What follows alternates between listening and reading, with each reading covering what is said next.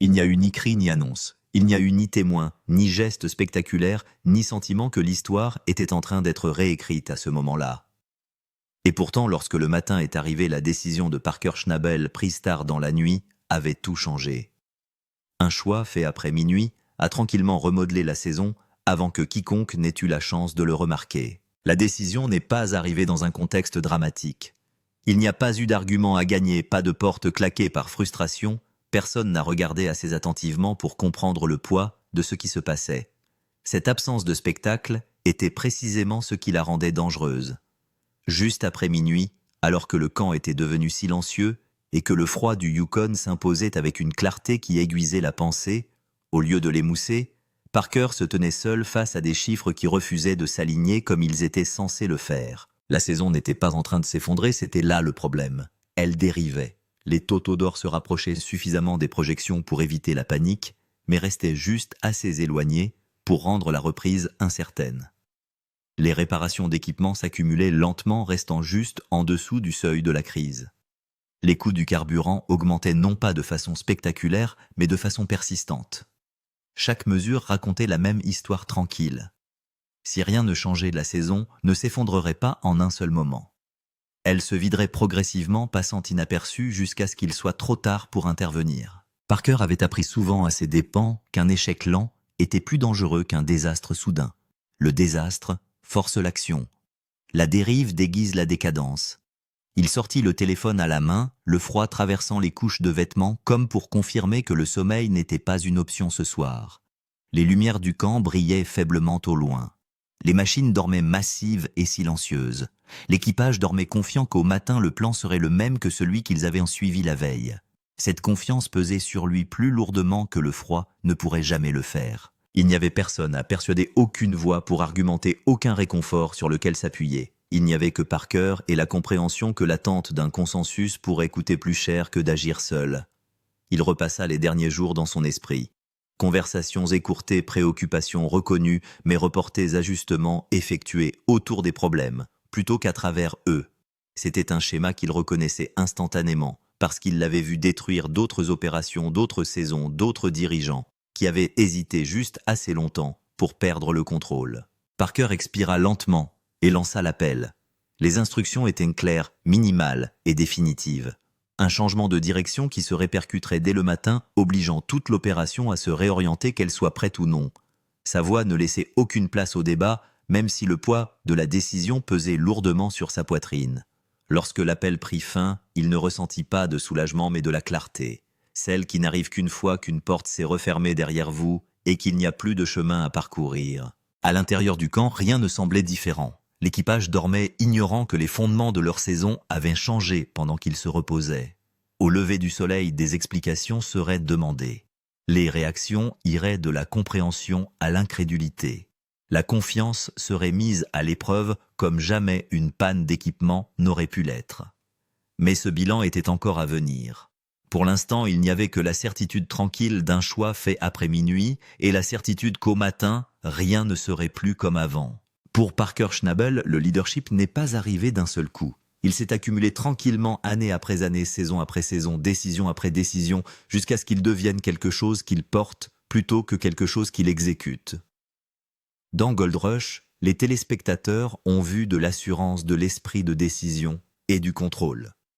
Ce qu'ils n'ont pas vu, c'est comment ce contrôle a rétréci l'espace autour de lui, réduisant le nombre de personnes qui pouvaient vraiment comprendre le poids qu'il détenait. À ce stade de la saison, Parker ne se contente plus de gérer des machines et des terrains, il gère l'élan. Chaque retard menace le moral, chaque erreur menace la confiance, chaque once d'or qui n'atteint pas les prévisions menace le fragile équilibre qui maintient l'opération intacte. Diriger, c'est absorber ces pressions sans les laisser se répandre à l'extérieur, alors même qu'elles s'exercent dans toutes les directions. Pendant la journée, Parker semblait stable. Il parcourait les coupes, posait des questions précises, apportait des corrections et recalibrait les plans en temps réel. Pour l'équipe, il avait l'air concentré et maître de la situation. Ce n'était pas un acte, mais c'était un incomplet. Le leadership ne s'arrêtait pas lorsque les machines s'éteignaient. Il le suivait pendant les heures calmes dans les feuilles de calcul et les projections dans les moments où le doute s'insinuait à l'improviste. Ce qui lui pesait le plus, ce n'était pas la peur de l'échec, mais la peur de la stagnation. Il avait vu des opérations s'effondrer non pas à cause d'une erreur catastrophique, mais parce que les dirigeants attendaient trop longtemps pour agir. Ils poursuivaient la stabilité au lieu de l'élan. Ils évitaient les conflits au nom de l'harmonie et voyaient tout s'éroder lentement en conséquence. Parker connaissait trop bien ce schéma pour l'ignorer. L'équipe lui faisait confiance. Cette confiance était à la fois son plus grand atout et son plus lourd fardeau. Chaque personne sur le site avait réorganisé sa vie autour de la promesse d'une saison productive. Il s'était engagé à suivre la vision de Parker, sa stratégie, son jugement. S'il se trompait, ils en supporteraient les conséquences avec lui. Cette réalité le suivait constamment, un rappel silencieux que le leadership n'est jamais personnel, même lorsque ses conséquences semblent profondément intimes. Il revit les saisons passées dans son esprit, repassant les moments cruciaux où il avait poussé fort et été récompensé, et d'autres où l'hésitation lui avait coûté cher. La ligne entre la confiance et la démesure était mince comme un rasoir, et Parker la parcourait quotidiennement. Trop agressif, il risquait de brûler son équipe et son équipement. Trop prudent, la saison s'éloignait petit à petit. Ce qui rendait ce moment différent, c'était le timing. La saison pouvait encore être sauvée. Les chiffres n'étaient pas catastrophiques, mais la ligne de tendance pointait vers le bas. Parker comprenait mieux les tendances que les totaux. Il savait que l'attente d'une certitude n'était souvent qu'une autre forme d'évitement. Cette compréhension l'isolait. Il ne pouvait pas partager toutes ses inquiétudes avec l'équipage sans saper la confiance. Il ne pouvait pas déléguer la responsabilité d'une décision qui lui appartenait en dernier ressort. Et il ne pouvait pas ignorer la voix discrète qui lui disait que quelque chose de fondamental devait changer. Le leadership exigeait de la clarté, pas du confort. Tard dans la nuit, quand le camp s'est enfin installé, Parker s'est laissé aller à ressentir l'épuisement qu'il avait réprimé pendant la journée. Pas l'épuisement physique qu'il avait appris à endurer depuis longtemps, mais la fatigue mentale d'un calcul constant. Chaque décision était lourde de conséquences. L'ajustement d'une variable nécessitait une compensation ailleurs. Il n'y avait pas de mouvement simple, seulement des compromis. Le poids du leadership s'est révélé de manière subtile, dans la pause avant de répondre à des questions qui autrefois auraient été faciles à poser, dans les silences plus longs après qu'il ait parlé, alors que l'équipage réfléchissait à ce que ces mots impliquaient, dans la distance croissante qui est apparue, non pas à dessein, mais par nécessité. Le leadership crée de la distance parce que plus les enjeux sont élevés, moins il y a de personnes à côté desquelles on peut se tenir sans tout déstabiliser. Parker n'a pas regretté cette distance, il l'a acceptée. Mais l'acceptation ne l'a pas rendue plus légère. Ce qui l'a poussé vers la décision de minuit, ce n'est pas la panique, mais la détermination. La reconnaissance du fait que le leadership implique parfois de choisir le moment de la perturbation plutôt que d'attendre que la perturbation vous choisisse. Il croyait profondément que même une action impopulaire était préférable à la dérive. Et le poids qu'il portait ne concernait pas seulement cette saison, mais l'héritage. Il a prouvé à maintes reprises qu'il ne se contentait pas d'hériter du succès, mais qu'il le gagnait sous la pression. Qu'il pouvait prendre des décisions difficiles sans broncher. Qu'il pouvait diriger même lorsque le sol se dérobait sous ses pieds. Lorsque Parker se reposa enfin cette nuit-là, la décision déjà prise, le poids n'avait pas disparu. Il avait simplement changé de forme. Et au matin, tout le monde le sentirait aussi. Ce que Parker n'a pas dit à voix haute. Il y a des choses que Parker Schnabel peut expliquer et d'autres qu'il ne peut pas expliquer. Non pas parce qu'elles sont compliquées, mais parce que le fait de les dire à voix haute changerait la façon dont les gens entendent tout le reste. Le leadership lui avait appris que certaines vérités, une fois dites, ne pouvaient pas être retirées. Elles ont changé la dynamique, elles ont semé le doute. Elles l'ont obligé à avoir des conversations qu'il n'était pas prêt à avoir. Il les a donc gardées pour lui. À première vue, cette décision prise tard dans la nuit semblait stratégique. Logique fondée sur des chiffres et des délais, c'est la version qu'il pouvait justifier, la version qu'il répéterait si on le lui demandait. Mais sous cette explication se cachait une autre couche que Parker n'a jamais articulée même en privé. Il avait peur de perdre la saison, non pas dans un effondrement dramatique, mais dans une lente érosion de l'autorité. Parker l'avait déjà vu se produire dans d'autres équipes sous d'autres patrons. Le moment où les décisions deviennent négociables, où l'urgence s'atténue. Quand tout le monde s'est senti suffisamment à l'aise pour arrêter de pousser à fond. Ce genre de déclin ne s'est pas annoncé, il s'est installé tranquillement. Il en aperçut les signes avant-coureurs des conversations qui s'éternisent. Des préoccupations soulevées sans solution. Des ajustements effectués en supposant qu'il sera toujours temps demain de réparer ce qui ne l'a pas été aujourd'hui. Rien de tout cela n'était malveillant. Parker ne voulait pas devenir le genre de dirigeant qui s'éloigne de la réalité tout en restant techniquement aux commandes. Il n'a pas non plus dit tout haut à quel point il ressentait personnellement la pression, non seulement en tant que patron, mais aussi en tant que personne dont l'identité était étroitement liée à la performance. Dans Gold Rush, les téléspectateurs l'ont vu grandir sous le feu des projecteurs. Chaque saison est devenue un référendum sur ses capacités. Chaque revers invite à la comparaison. Chaque succès place la barre plus haut. Cette conscience ne l'a jamais quitté. Ce qu'il ne pouvait pas admettre, c'est à quel point les attentes pesaient sur lui dans les moments calmes, pas les attentes du public. Il avait appris à faire abstraction de cela, mais aussi de ce qu'on attendait de lui. Il mesurait les saisons non seulement en fonction du nombre d'or qu'il avait accumulé, mais aussi en fonction de sa capacité à diriger, de manière décisive, à agir lorsqu'il le fallait. Ces derniers temps, il n'en était pas sûr. Il se remémorait les moments où il avait repoussé des décisions difficiles, les moments où il avait préféré le consensus à la clarté. Chaque cas semblait mineur, pris isolément, mais ensemble, ils formaient un schéma qu'il n'aimait pas. La décision prise tard dans la nuit visait autant à briser ce schéma qu'à réparer la saison. Une autre chose que Parker n'a pas dite, c'est à quel point il se sentait seul à avoir une vue d'ensemble de la situation. Les superviseurs ont vu leur secteur, les membres de l'équipe ont vu leurs équipes, Parker a tout vu. L'argent qui s'écoule, les risques qui s'accumulent, l'alignement fragile, qui empêche des dizaines de pièces mobiles d'entrer en collision. Cette perspective l'a isolé par nécessité. Il ne pouvait pas accabler l'équipe de tous ses soucis sans éroder la confiance. Il ne pouvait pas déléguer la responsabilité d'un choix qui allait définir la saison. Et il ne pouvait pas demander à être rassuré sans révéler une incertitude qu'il pensait qu'un dirigeant ne devait pas montrer. Il l'a donc absorbé. La décision prise tard dans la nuit était d'une certaine manière un acte d'autopréservation.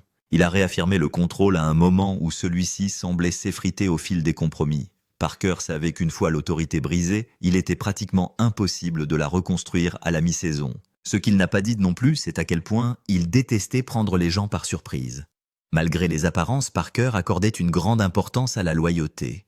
Il se souvenait de ce qu'il avait ressenti lorsqu'il avait été confronté à des décisions brutales au début de sa carrière. Il comprenait parfaitement ce que l'équipage allait ressentir lorsqu'il apprendrait que la décision avait été prise pendant qu'il dormait. Mais il attendait l'alternative, un débat prolongé. Il a choisi la solution qu'il estimait la moins douloureuse à long terme, même si cela fait plus mal sur le moment. Il y avait aussi de la peur sous la détermination, la peur de susciter le doute s'il expliquait trop de choses, que les gens remettent en question non seulement la décision, mais aussi sa confiance en elle. Parker savait à quelle vitesse l'incertitude pouvait se propager une fois qu'elle avait trouvé une voie. Il a donc opté pour le silence. Ce que Parker n'a pas dit à haute voix, c'est que cette décision a marqué un tournant pour lui comme pour l'équipage. C'est le moment où il a pleinement accepté que le leadership lui coûterait une certaine forme de proximité, qu'être respecté ne signifiait pas toujours être aimé. Cette clarté exige parfois une action unilatérale. Il ne l'a pas dit parce que cela aurait rendu la chose réelle. Au lieu de cela, il a fait avancer le plan. Confiance dans le fait que les résultats justifieraient la méthode. Confiance dans le fait que l'équipage finirait par comprendre même s'il n'était pas d'accord. Confiance dans le fait que le leadership, une fois exercé, pourrait résister à des tensions temporaires. Pourtant, dans les moments de calme, le doute subsiste. Pas de doute sur la décision elle-même, mais sur ce qu'elle révèle, sur le type de dirigeant qu'il est en train de devenir. Je me suis demandé combien de nuits comme celle-là allaient se succéder, où des choix seraient faits seuls, en silence, avec des conséquences qui se répercuteraient à l'extérieur. Parker Schnabel ne s'est jamais défini comme un héros ou un méchant. Il considérait le leadership comme une responsabilité et non comme une identité. Mais cette nuit-là l'a forcé à affronter une vérité qu'il avait évitée. Certaines décisions changent plus que les plans, elles changent les relations. Et une fois faites, elles ne peuvent être défaites, seulement vécues. C'est la partie qu'il n'a jamais dite à voix haute, parce que tout le monde le sentirait bien assez tôt. L'équipage ressent le changement. Le changement ne s'est pas annoncé dans le chaos. Il n'y a pas eu de cris à travers la coupe, pas de portes qui claquent, pas de voix qui s'élèvent pour demander des réponses. C'est arrivé tranquillement dans l'espace entre la routine et la réalisation. Au moment où l'équipe a commencé sa matinée, quelque chose ne collait déjà pas. Pas assez mal pour être nommées, mais assez différentes pour être remarquées. Les emplois du temps avaient changé. Les missions ne correspondaient pas à celles de la veille. Les hommes échangent des regards, vérifient leurs notes, repassent dans leur tête les conversations de la veille à la recherche de la réunion qu'ils ont dû manquer.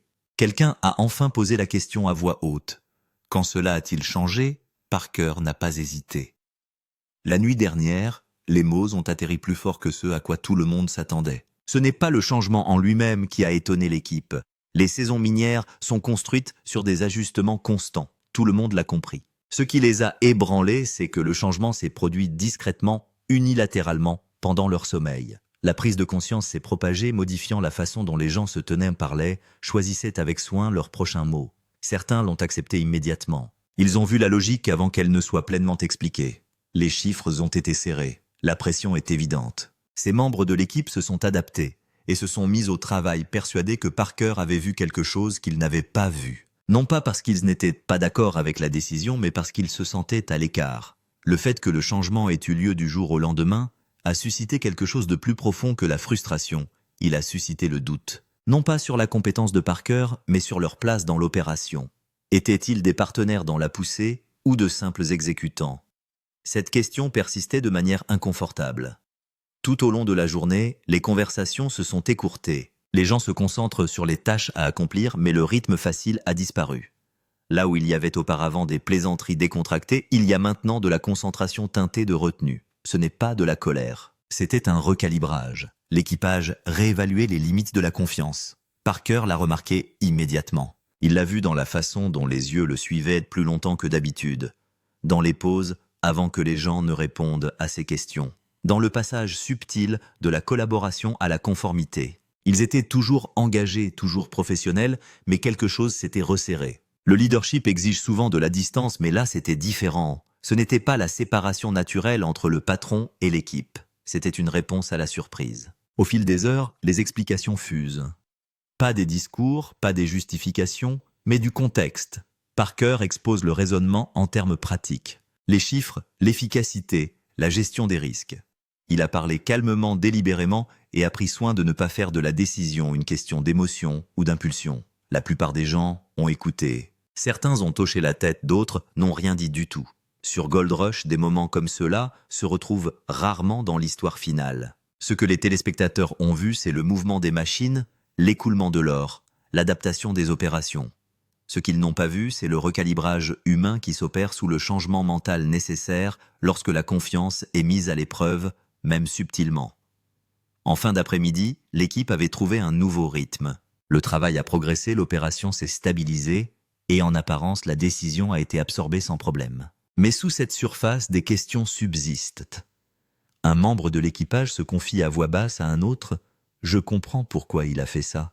J'aurais juste aimé que nous le sachions. » Ce sentiment a été partagé par plus d'un.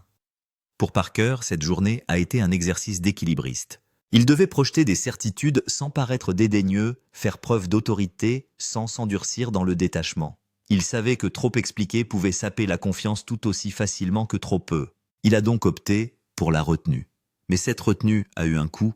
L'équipage a commencé à s'appuyer moins sur la conversation et plus sur l'instruction. L'initiative s'est rétrécie. Les gens ont attendu des directives là où ils avaient anticipé des besoins.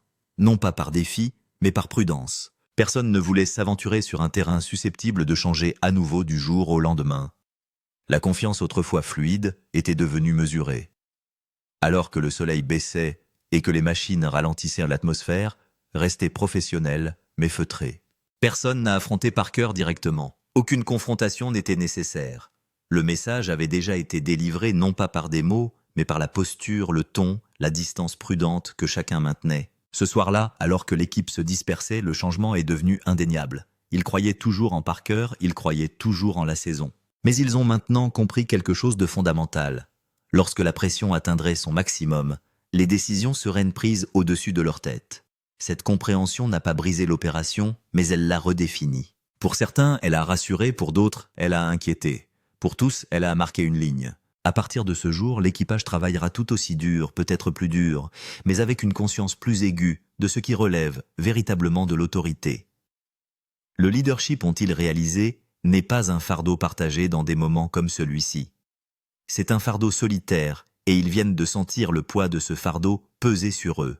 Lorsque la confiance commence à se fissurer, elle ne s'effondre pas de manière spectaculaire. Elle ne se brise pas dans le bruit ou le spectacle. Elle s'affaiblit progressivement, presque imperceptiblement, à travers des moments qui paraissent anodins sur le moment, mais qui s'accumulent. Dans les jours qui ont suivi la décision nocturne de Parker Schnabel, l'équipe fonctionnait toujours, produisait toujours, se présentait toujours. Mais quelque chose s'était déplacé sous l'opération, et tout le monde pouvait le sentir.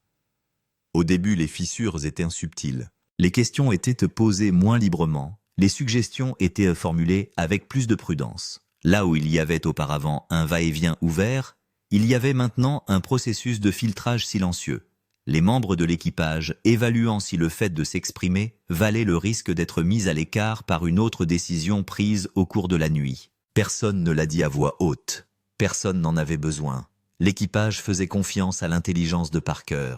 Cela n'a jamais fait l'ombre d'un doute.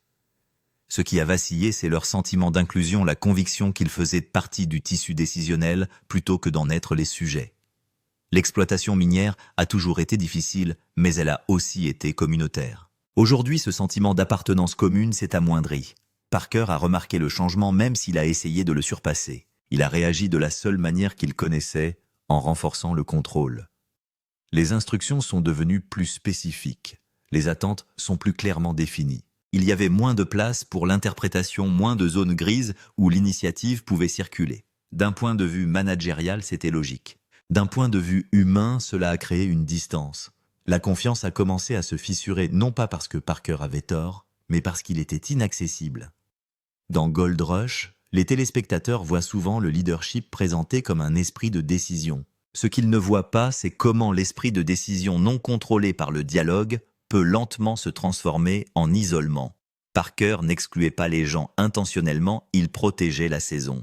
Mais la protection peut ressembler beaucoup à l'exclusion lorsque vous êtes à l'extérieur. L'équipe s'est adaptée. En faisant ce que font les professionnels, elle s'est conformée à la loi. Le travail a été fait, les machines ont tourné, l'or s'est déplacé. Mais le ton a changé, les rires se sont tus, les vérifications se sont faites de manière moins désinvolte. Les pauses étaient plus calmes, les conversations plus proches de la logistique et plus éloignées de tout ce qui est personnel. C'était comme si tout le monde avait accepté collectivement de réduire la relation à sa forme la plus sûre. Un soir, un membre de l'équipage principal s'est attardé après un quart de travail regardant Parker examiner des rapports. « Vous savez, a-t-il dit prudemment, les gens essaient de savoir où ils en sont. » Parker a levé les yeux, sachant déjà ce qui allait se passer. « Ils sont là où ils ont toujours été, a-t-il répondu. » La réponse n'était pas fausse, mais elle n'était pas suffisante. C'est là que la fracture s'est creusée. Parker pensait que la cohérence était rassurante. L'équipage avait besoin de reconnaissance. Ces deux besoins ont glissé l'un vers l'autre sans se rencontrer.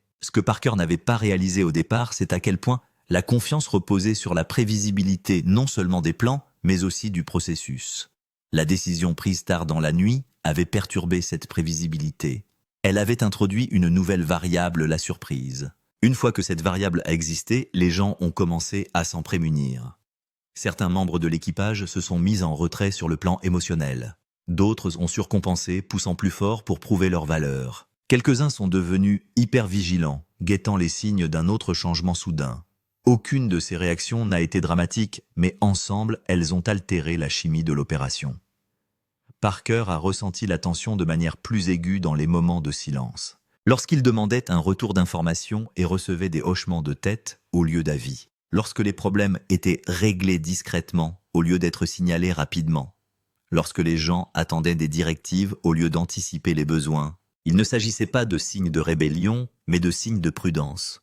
La confiance ne disparaît pas lorsque les gens cessent de se sentir concernés, mais lorsqu'ils cessent de croire que leur voix compte. Tard dans la nuit, Parker s'assit à nouveau seul, examinant des chiffres qui s'amélioraient enfin. Sur le papier, la décision avait fonctionné. La production s'était stabilisée. L'efficacité a augmenté, la saison a repris son cours. Mais quelque chose d'autre le ronge.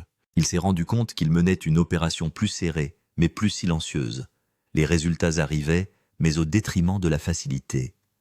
L'équipage le respectait profondément, mais le respect avait remplacé la familiarité. Et la familiarité, une fois perdue, est difficile à retrouver sans un effort délibéré.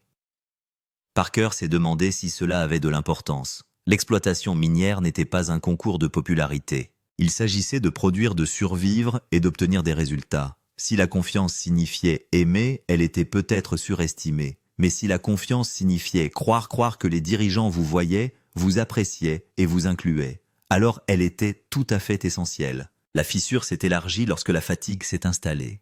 Avec l'épuisement, la patience s'est amoindrie. Les petites frustrations sont apparues plus rapidement. Une instruction manquée semblait plus lourde, une correction plus sévère. Sans le coussin de confiance, chaque interaction avait plus de poids. Ce qui aurait pu être ignoré auparavant persistait maintenant. Parker en a eu un aperçu et a senti la tension entre le fait de doubler et l'approche plus douce. Il n'était pas sûr de savoir ce qui ferait le plus de dégâts. Il a choisi la constance. Ce choix a stabilisé l'opération, mais n'a pas guéri la fracture. La confiance, une fois fissurée, ne répond pas à la force. Il réagit autant à la constance et à la reconnaissance. Parker offrait la constance. Ce qu'il n'avait pas encore offert, c'était la reconnaissance. L'équipage ne s'est pas retourné contre lui, il ne s'est pas rebellé, il ne s'est pas désengagé, mais quelque chose d'essentiel a changé. Ils ont cessé de s'attendre à être consultés lorsque la pression atteignait son paroxysme. Ils ont recalibré leur conception du leadership. Parker Schnabel était décisif, fiable, efficace et seul lorsque cela comptait le plus. Cette prise de conscience s'est installée tranquillement au sein de l'équipage, modifiant leur façon de travailler, de parler et d'interpréter toute décision future. La confiance n'a pas disparu, mais elle a changé de forme. Et dans l'exploitation minière comme dans le leadership même, une petite fracture peut modifier la façon dont la pression se propage à travers tout le reste. Le lendemain matin, le matin n'a pas apporté de confrontation mais de la clarté. Lorsque le soleil s'est levé, l'opération avait déjà pris un nouveau rythme. Les machines ont démarré selon des horaires révisés et les équipes ont suivi des priorités révisées. La décision prise par Parker Schnabel après minuit n'était plus théorique, mais bien une réalité opérationnelle. Et comme la plupart des moments décisifs de leadership, elle n'a pas été annoncée de manière spectaculaire. Elle s'est révélée par ses conséquences. L'équipage s'est rapidement adapté. Il l'a toujours fait. L'exploitation minière exige ce genre de résilience. Mais l'adaptation n'est pas la même chose que l'acceptation, et Parker pouvait sentir la différence dans l'air. Le travail était efficace, presque chirurgical. Moins de bavardage, moins de conversations annexes. Une attention accrue qui frise la retenue. La saison, du moins sur le papier, était de nouveau sur les rails. Les totaux d'or ont commencé à se stabiliser, les temps d'arrêt ont diminué. Le sol réorienté et retravaillé a finalement commencé à céder ce qu'il avait résisté auparavant. D'un point de vue purement stratégique, la décision de Parker a fonctionné. Les chiffres l'ont validé. Les feuilles de calcul ont confirmé ce que l'instinct lui avait dit aux heures froides de la nuit. Cela aurait dû suffire. Mais les dirigeants se contentent rarement de preuves. En parcourant le site ce matin-là, Parker a remarqué que les regards le suivaient. Non pas avec ressentiment, mais avec une conscience recalibrée. L'équipage n'attendait pas d'être rassuré. Ils n'étaient pas en colère. Ils ont ajusté leurs attentes quant au fonctionnement de l'opération sous pression. Ils ont appris quelque chose sur Parker, il n'a pas fait appel à la foule pour répondre à l'urgence. Il n'a pas retardé les actions décisives. Et lorsque les enjeux étaient les plus élevés, il a agi seul. Cette compréhension s'est installée discrètement, remodelant les relations sans que personne n'ait besoin de la nommer. Dans Gold Rush, le leadership est souvent présenté comme la confiance en soi sous le feu de l'action. Ce que les caméras filment rarement, c'est la suite émotionnelle, les changements subtils qui suivent les appels difficiles longtemps après que la crise immédiate est passée. C'est le lendemain matin que ces changements prennent racine. Parker les a ressentis. Il s'est mis à parler plus délibérément, conscient que chaque mot avait désormais un poids supplémentaire. Les instructions ont été reçues de façon nette, sans réaction négative, mais aussi sans la familiarité facile qui les adoucissait autrefois. Le respect s'est approfondi, la connexion s'est amoindrie. Il s'est demandé si ce n'était pas tout simplement le prix à payer pour diriger à ce niveau. L'équipage, quant à lui, a commencé à fonctionner avec une conscience de soi accrue. L'initiative n'a pas disparu, mais elle s'est resserrée. Les hypothèses ont été vérifiées avec plus de soin, et les risques ont été pris avec plus de prudence. Personne ne voulait être pris au dépourvu par rapport à une orientation qui pouvait changer du jour au lendemain. Ce n'était pas de la peur, mais du réalisme. En fin de matinée, Parker s'est rendu compte d'autre chose. Plus personne ne remet en cause la décision. Il n'y a plus de débat, plus de résistance silencieuse. L'équipage a accepté le résultat même s'il est encore en train d'étudier la méthode. L'acceptation n'a cependant pas effacé l'impact. La direction a tracé une ligne plus claire. Cette ligne a apporté l'efficacité, mais elle a aussi renforcé la solitude. Parker se tenait près de la coupure, regardant l'or circuler dans le système, et sentait une contradiction familière s'installer. C'était pour cela qu'il avait travaillé le contrôle, la clarté des résultats. La saison progressait, mais quelque chose d'intangible avait changé.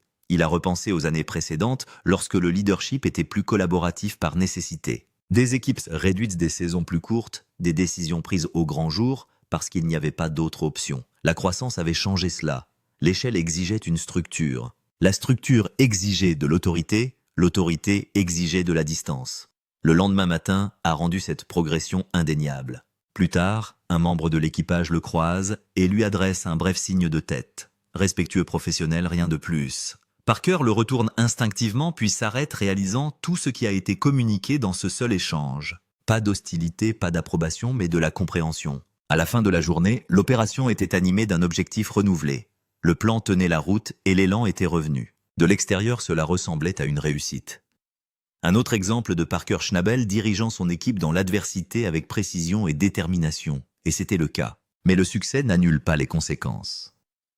Ce soir-là, alors que le camp s'installe à nouveau, Parker se retrouve dans le même espace tranquille où la décision a été prise. Les chiffres semblent meilleurs maintenant. La pression s'est relâchée, la crise immédiate est passée, mais le silence se fait plus pesant.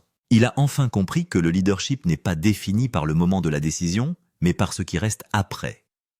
La façon dont les gens bougent, la façon dont ils parlent, la manière dont la confiance se redessine autour de nouvelles frontières. Parker ne regrette pas son choix, mais il reconnaît ce qu'il lui a fallu faire. Le lendemain matin a marqué la fin de quelque chose de tacite, l'illusion que le leadership pouvait être à la fois absolu et intime. L'équipage le suivrait. Ils travailleront dur, ils respecteront son autorité, mais ils se souviendront aussi que lorsque la nuit a été la plus longue et les enjeux les plus élevés, la décision a été prise sans eux. Cette connaissance n'a pas affaibli l'opération, elle l'a fait mûrir. Et Parker Schnabel, qui se trouvait au centre de tout cela, a accepté que cette maturité s'accompagne d'un coup plus discret. Une décision qu'aucun total d'or ne pourrait mesurer, mais que tous les dirigeants finissent par payer. Car certaines décisions ne s'arrêtent pas au lever du soleil. Elle commence là. Si la décision de Parker Schnabel vous a pris au dépourvu, vous n'êtes pas le seul. Ce sont les moments qui définissent la ruée vers l'or, les choix invisibles, la pression silencieuse et le coût réel du leadership. Si vous voulez plus de plongée profonde dans les coulisses des mouvements de pouvoir, des crises personnelles et des tournants qui changent, toutes, assurez-vous d'aimer, de vous abonner et de rester avec nous. La prochaine décision est toujours plus proche qu'il n'y paraît.